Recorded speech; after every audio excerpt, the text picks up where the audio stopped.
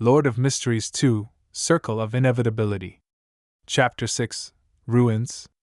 Lumien's subconscious gaze darted around the room, taking in the familiar sights of the table, the chair, the bookshelf, the wardrobe, and the bed. It was his bedroom, but it was cloaked in a thin gray fog. Is this some sort of lucid dream? I'm having a lucid dream? His pupils dilated as the realization dawned on him. A lucid dream was a rare occurrence where one's mind could think and remember like in a state of wakefulness while still in a dream state. It was a skill that required specialized training to master. Aurora had tried various methods to induce lucid dreams in order to unravel the secret of Lumien's gray fog dream and help him eliminate the latent danger it posed, but she had failed. But now, Lumien found himself inexplicably conscious in his dream. As the shock of the situation passed, he began to consider the possibility of why this had happened. Could it be because of the tarot card that represents the Seven of Wands? That woman said it would help me unlock the secret of the dream. Therefore, its function is to allow me to enter a lucid dream state and explore the area enveloped by the gray fog? Compared to my previous impression, the gray fog seems to have faded a lot. A lot more. With these thoughts racing through his mind, Lumien rose from his chair and strode to the side of the room. He placed his hands on the table against the wall and gazed out the window, where a completely unfamiliar landscape greeted his eyes. This dream did not replicate the corridor where he lived. Under a thin, ghostly fog, a towering mountain peak caught Lumien's attention. It rose up 20 to 30 meters into the air, constructed from brownish-red stones and reddish-brown soil. Buildings surrounded the mountain, now in ruins, either fallen or charred beyond recognition. They resembled crypts, a disordered cemetery surrounding the mountain's base. The ground was marred by holes and scattered with gravel. Not a blade of grass or a single weed could be found in this barren wasteland. The fog in the sky thickened to an impenetrable white, with no indication of a sun. Lumien could only see as if in the dead of night, under the light of the stars. After a moment of observation, he murmured to himself, "That's it. This is the dream that's been haunting me for years." But soon he refocused his thoughts on a more practical question. Where is the dream's secret hidden? On the peak, or in one of these shattered buildings? Lumien did not rush to leave his bedroom and explore the dream. Instead, he stayed put, scanning the area from his vantage point. Suddenly, he caught sight of a figure darting through the ruins of the buildings surrounding the mountain peak. Despite the fog's thinness and the two-story house's limited height, Lumien couldn't shake the sense of its presence. He wondered if he was hallucinating. Taking a deep breath, Lumien muttered to himself, "Stay calm. Be patient. Stay calm. Be patient. From what I can see, this dream is shrouded in secrecy, and it doesn't feel entirely my own." Lumien knew that blindly exploring it could lead to danger. "Yes, I will search for that woman tomorrow and see what information I can find. Then, I will make a decision." Lost in thought, Lumien withdrew his gaze and prepared to exit the dream to rest in peace. However, he didn't know how to wake himself up while being awake. After numerous attempts to awaken, he laid in bed and attempted to clutter his thoughts, trying to recreate the state he was in while sleeping. After an indeterminate amount of time, Lumien abruptly sat up and noticed the faint glimmer of golden sunlight filtering into the room through the curtains. "I'm finally awake." As expected, sleeping within the dream restores my disoriented state. Then I can escape. Lumien breathed a sigh of relief and whispered to himself. In that moment, a knock reverberated through the door. "Aurora?" Lumien's heart clenched, fearing the worst. "It is moi." Aurora's voice infiltrated the room. Lumien sprung from the bed and rushed to the entrance. He grabbed the handle and pulled it open. Lo and behold, it was Aurora standing outside. She donned a white silk nightgown, and her long tresses of golden hair cascaded elegantly down her back. "How did it go?" She appeared certain that Lumien had just awoken. Lumien held nothing back and recounted every detail that had occurred. Aurora nodded pensively.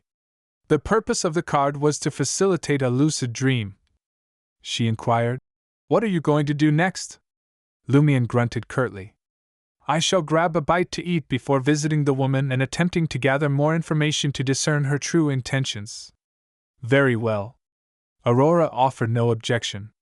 She added, I shall also pen a letter to someone inquiring about the dream you recounted and the symbols therein. At this juncture, she glimpsed Lumien's suddenly apprehensive expression and smiled. Fret not, I shall make adjustments. I shall not jettison everything at once. After all, I am the one who instilled in you the principle of gradual progress. Well, when you converse with that woman, do not be aggressive. Endeavor to be amicable. It is not that we are fearful of her, it is simply better to acquire another ally than an additional adversary. Understood, Lumien replied solemnly. Cordu, Old Tavern. Lumien strode into the Cordu, Old Tavern and approached the bar counter. He leaned in and spoke to Maurice Benet, the tavern owner who also doubled up as a bartender. Which chamber does the foreign madam occupy upstairs? Old Tavern, the only inn in the village, boasted 6 rooms on the 2nd floor for guests to rest their weary heads. Maurice Benet was not a burly man. Like most in the village, he had raven locks and blue eyes, but his nose was always red, a consequence of his heavy drinking. He was related to the church's Padre Guillaume Benet, but the two were not close and were merely distant cousins. Why the inquiry?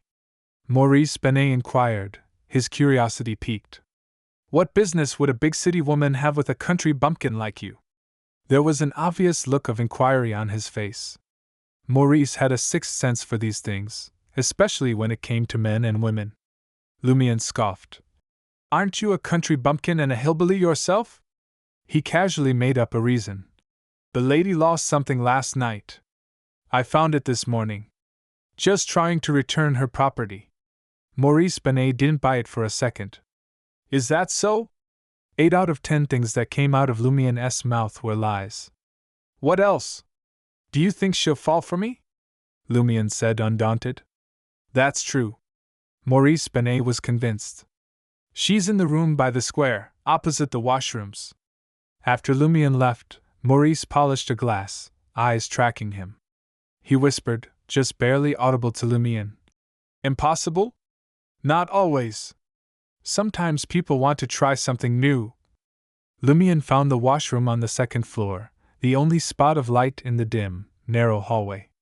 But his eyes were drawn to the door across from it. A piece of paper hung from the brass handle, stark white against the dark red wood. Scrawled on it in intis. Currently resting. Do not disturb. Lumien read the note for a few seconds. Instead of rushing forward to knock on the door, he took 2 steps back and stood against the wall. He planned to wait here until the lady came out. Life on the streets had taught him hard lessons. When an opportunity appeared, you seized it with both hands, no hesitation, no second thoughts, no fear. Otherwise it slipped through your fingers, and you were right back where you started. So he would wait as long as it took, the minutes ticking by endlessly as he ignored the eyes he felt tracking him, the whispers in his mind. He stood there without a hint of frustration, probably capable of passing off as a statue. Finally, a soft creak. The woman had changed into a pale green dress with white edges. Her brown hair was swept into a tight bun. Those light blue eyes flicked to Lumien before moving to the paper sign on the door handle, a smile dancing at the corner of her mouth. How long did you wait? She asked, not at all surprised to see him there. Lumien took a step forward and said, That's not important. He tried to keep his tone even, to appear less eager. What do you want to ask? The woman said, cutting straight to the point. Lumien glanced around the empty hallway. Here? The lady replied with a smile. If you don't mind, I don't mind either. Lumien had already noticed that the other occupants of the tavern, including Ryan and Leah, were nowhere to be found. There was no one else on the 2nd floor except for him and the woman in front of him. Lumien asked, organizing his thoughts carefully. What's the secret in that dream of mine? The lady laughed involuntarily. That's for you to answer, not me. She paused for a moment before saying, All I can say is, you'll find extraordinary power there. Extraordinary power. His pulse roared in his ears. What's the point, if it's just a dream? Won't change anything out here. The woman's lips curled into a smile. Who's to say what's possible, in the realm of the extraordinary? Perhaps it can? After everything, the power I crave is there for the taking? Lumien's breath caught. The grin slid away as the lady added seriously. But danger lurks there too. Die in the dream, you die out here. Die in the dream, die for real? Lumien didn't understand, but he chose to believe it. That dream clung to Lumien like a shadow, as it had for years. But it was different, somehow. Special. And Aurora's voice whispered in his memory. Careful's never a bad idea. Lumien preferred to view the situation as challenging and the consequences as severe. He couldn't afford to underestimate the danger or be careless. After a few seconds, he asked, If I stay out? What then? Theoretically speaking, there won't be any consequences. No one will force you, the woman said thoughtfully. But as time passes, I can't be sure that the situation won't change. And the probability of things going wrong is much higher than things going right. How much higher? Lumien pressed. 90% to 10%? No, 99.99% to 0.01%. The lady added seriously. Of course, this is just my personal judgment. You can choose not to believe it. Lumien felt a wave of uncertainty wash over him, his mind racing with conflicting thoughts. Recently, I'm becoming convinced that the dream is a hidden danger. Not caring is the worst choice. But if I really want to explore it, there's a very high chance that an accident will happen without any knowledge. Should I wait for Aurora to gather more information from her pen pals before making an attempt?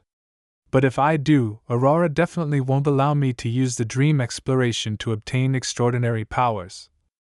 Wasn't my investigation of the legend to seek extraordinary powers?